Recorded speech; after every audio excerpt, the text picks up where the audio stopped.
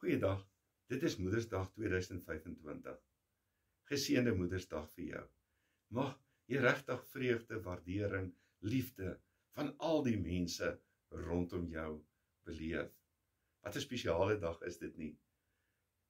'n Dag wat ons ook kan terugdink aan ons ma's wat ons gehad het, ons wat dalk nie meer 'n ma in hierdie wêreld het nie. En sommer kan dink aan al daardie vroue wat so 'n belangrike rol binne in ons lewens ook gespeel het ten opsigte van versorging, die uitdeel van liefde binne in ons lewens, wat deel bygedra het tot ons vorming, tot ons ontwikkeling, dat ons ook suksesvol kan wees. As die Here die huis nie bou nie, te vergeefs werk die wat daarin bou. As die Here die stad nie bewaak nie, te vergeefs waak die wagter. Amen. Genade vir jou en vrede van hom wat was en wat is en wat kom, en van die 7 geeste wat rondom die troon is, en van Jesus, die geloofwaardige getuie, die eerste wat opgestaan het uit die dood, die heerser oor die konings van die aarde. So wonderlik as 'n mens daarin dink, dat Jesus se opstanding so 'n geweldige groot rol binne in ons lewens kom speel het, dat ons eintlik kan sê, dat alles nuut geword het, dat ons nuwe mense behoort te wees, en kan wees, en dat daardie nuutheid binne in ons lewens ook ons verhoudings behoort te beïnvloed. Ook ons verhoudings met daardie mense wat so 'n spesiale rol binne in ons lewe gespeel het en speel, van ma's, moeders in ons lewens. Vandag dink ek op 'n spesiale manier ook aan die wyse waarop Jesus ten opsigte van sy aardse moeder sou opgetree het. Die waardering wat hy vir haar gehad het, selfs wanneer hy binne in die moeilikste van moeilike omstandighede gewees het. Daardie belewenis wat hy sou kon gehad het om van God en mens verlate te wees, dat hy te midde van daardie omstandighede ook daardie ma vir Maria sou kon raak sien. En dan ook seker maak dat wanneer hy nie meer hier is nie, sy ook versorg sou kon wees.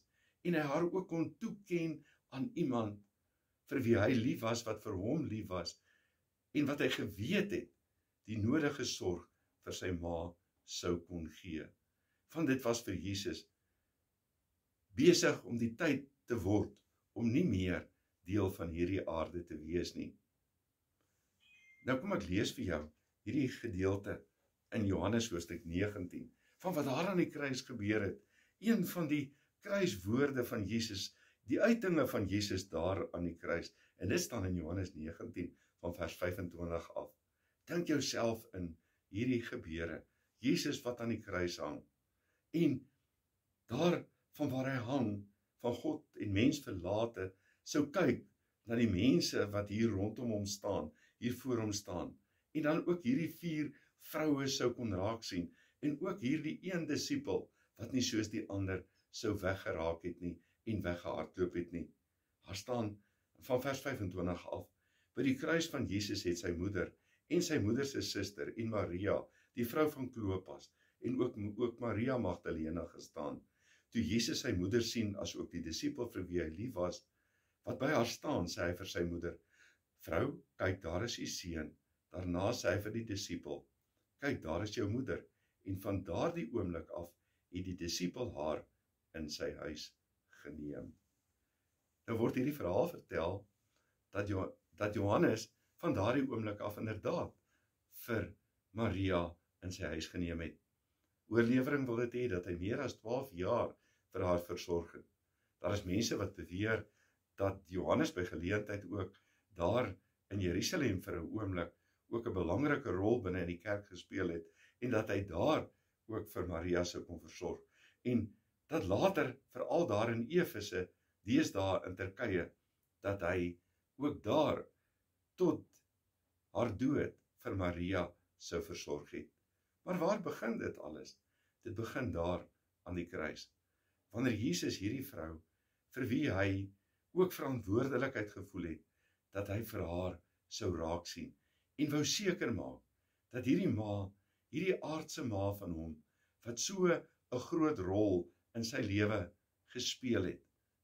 Wat hom in hierdie wêreld, wat hierdie instrument was, waardeur hy ook in die wêreld kon inkom, dat hy ook wou seker maak, dat sy vorentoe versorg sou kon wees. Hoe groot waardering sou was dit nie gewees nie.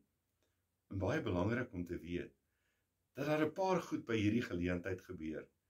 Die eerste ene is, om te verstaan, dat Jesus Christus sou weggaan van hierdie wêreld af.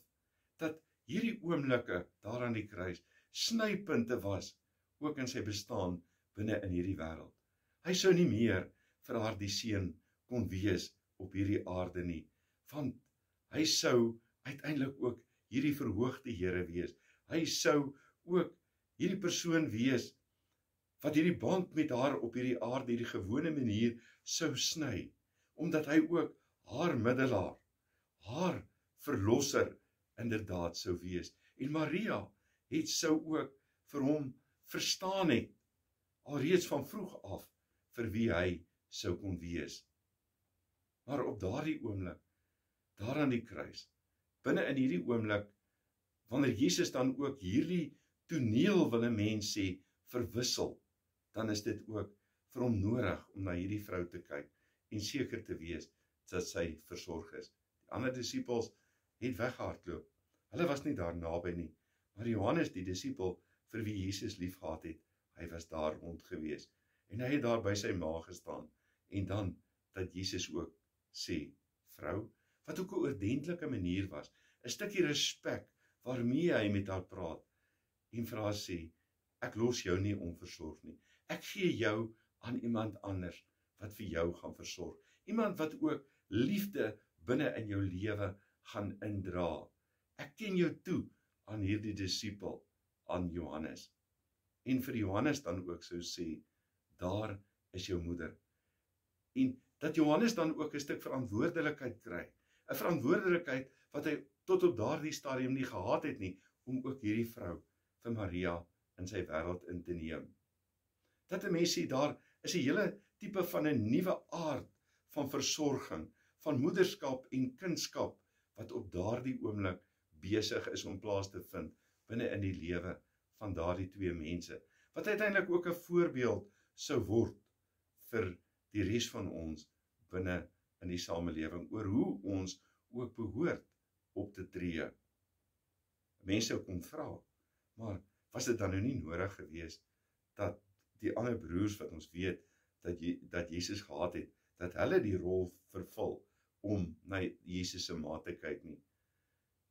Dit is seker inderdaad waar dat dit gewoonlik so sou gebeur. Maar vir Jesus was dit belangrik geweest om ook te verstaan dat daardie broers van hom tot op daardie oomblik, tot by sy opstanding, ook nog nie regtig verstaan het wie hy waarlik was nie. En dat hy daar ook wou seker maak dat hierdie ma van hom ook deel van die geloofsgemeenskap sou word nie. Dat sy ook deel van hierdie volgelingskap kring van Jesus sou gewees het nie. Daarom ook die versorging, wat op nie net gewoon sou gewees het, 'n aardse versorging nie, maar om haar ook deel te maak van die geloofsgemeenskap, van die kerk wat in sy kiem in daardie stadium ook bestaan het. As ons dink aan moederskap vandag, dan dink ons baie keer net gewoon aan ma wees, van 'n biologiese ma wat kinders sou kon hê.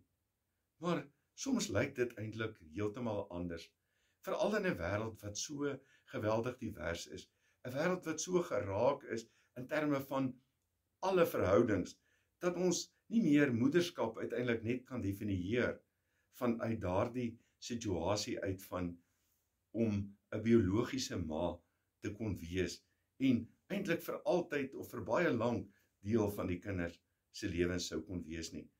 Daarvoor is die wêreld net heeltemal te stikkend. Is daar net te veel pyn? Het daar net soveel gebeur? Is daar net soveel besig om te gebeur? Dat daar ook ander mense is wat uiteindelik hierdie waarde kry, hierdie toegekende waarde van moederskap binne in die lewens van ons mense. Ek dink byvoorbeeld vandag aan mense wat hierdie tipe van 'n substituutrol vervul binne in die lewens van kinders, van jong mense. Vroue aan wie ons kinders, ons jong mense ook vertrou word. Dink baie keer binne in 'n wêreld van oorlogssituasies. Wat gebeur met baie van hierdie kinders? Wie se ma's in oorloë sou sterf? Wat word van hulle? Daar is ook ander mense wat deel van hulle lewe word, aan wie hulle toevertrou moet word, wat 'n rol binne in hulle lewe moet speel.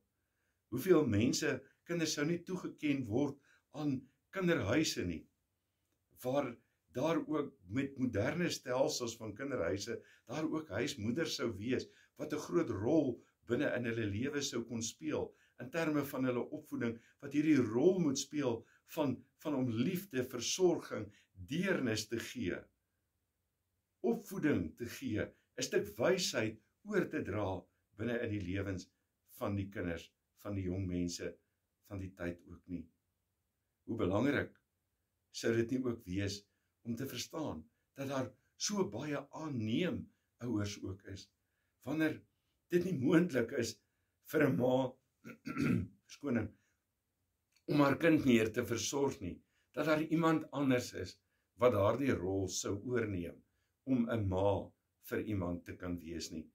Wanneer daar dit noodwendig nodig sou wees dat daar iets soos pleegsorg sou kom, dat daar iemand anders is, met ander woorde wat in moeilike omstandighede ook verantwoordelikheid vat vir die kinders. En dan moet 'n mens naderhand sê, want daar is so baie van hierdie situasies wat kan gebeur, soveel verskillende forme, dat die Here ook ons kinders kan vat en hulle ook aan ander mense sou kon toeken, wat dalk nie meer die biologiese ma sou kon wees nie, om ook te versorg. Ander wat sommer self hierdie versorgingsrol op hulle sou neem, binne in 'n omgewing, vir kinders wat enigstens 'n bietjie oorgelewer is aan hulle self, binne in omstandighede in die samelewing, wat baie moeilik kan wees, waar moeders hard sou moet werk om ook die pot aan die kook te hou, en nie al die rolle kan vervul,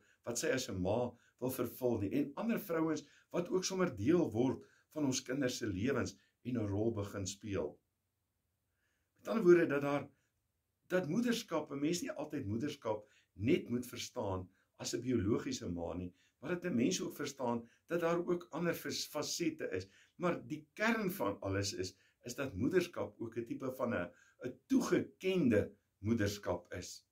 En dit is wat Jesus dan ook met Maria doen, om te sê, mevrou, op 'n eerbiedwaardige manier, 'n respekvolle manier, daar is jou seun.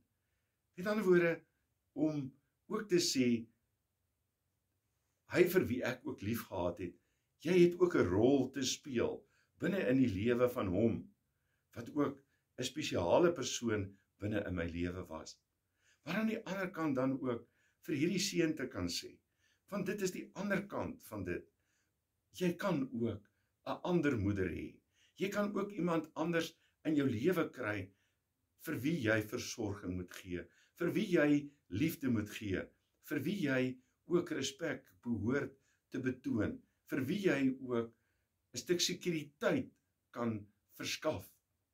So beteken dit dat Johannes dan ook vir Jesus se ma, vir Maria, in sy huis neem, en vir baie jare versorg. Dat dit nie alleen 'n ding is van 'n ma wat versorging bied aan die kinders nie, maar die rol wat ook lê van die kinders se kant af, om ook waardering te hê, om ook versorging te kan verskaf aan hierdie, wil 'n mens sê, sorggewers wat deel kan wees.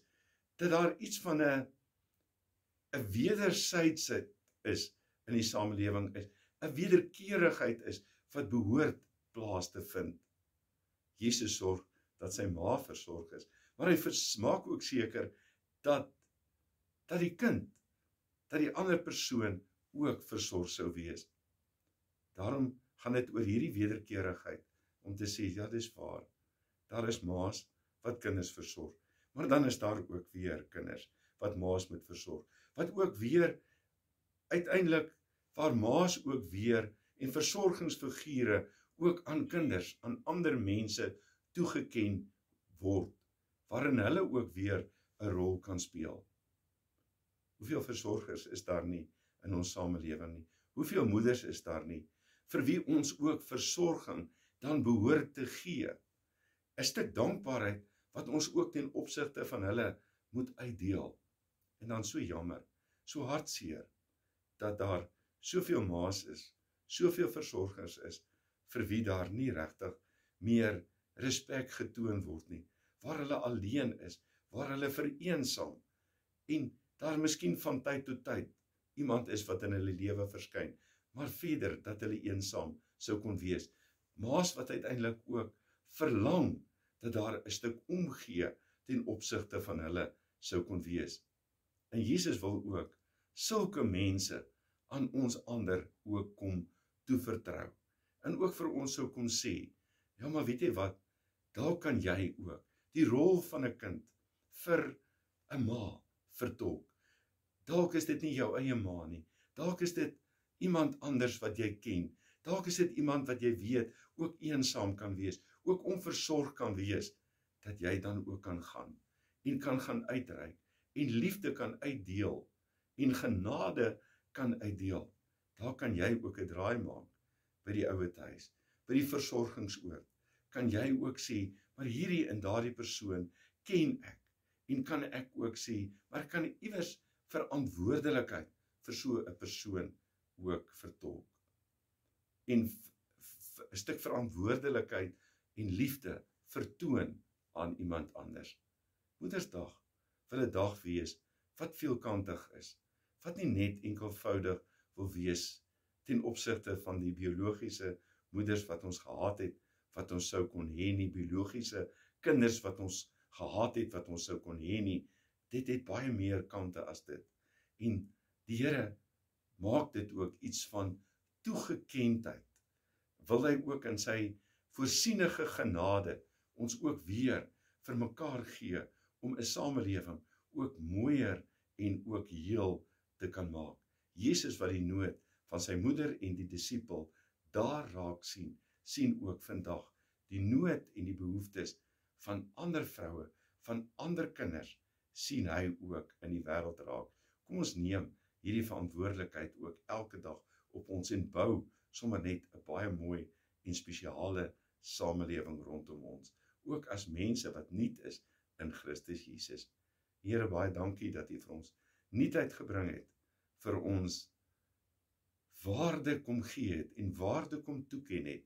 Dankie dat ons ook waarde aan anders kan toeken, dat ons aan ons vrouens in die samelewing, ons moeders, versorgers, almal waarde kan toeken en verstaan, dat dit uiteindelik ook van U afkom. Here, baie dankie, dat ons ook aan ander vroue, ander versorgers, wat dalk nie ons in was nie, dat ons ook na hulle toe kan gaan, en ook daar liefde kan betoon, en dat hulle ook dan, vanuit ons handelinge, U liefde sal beleef, sal verstaan, en dit sal ervaar. Wil U verheerlik word ook op hierdie dag, in Jesus naam. Amen. Die genade van ons Here Jesus Christus, die liefde van God, en die gemeenskap van die Heilige Gees, bly met jou. Amen. Ek hoop jy het 'n mooi en 'n lekker dag. Groetnis.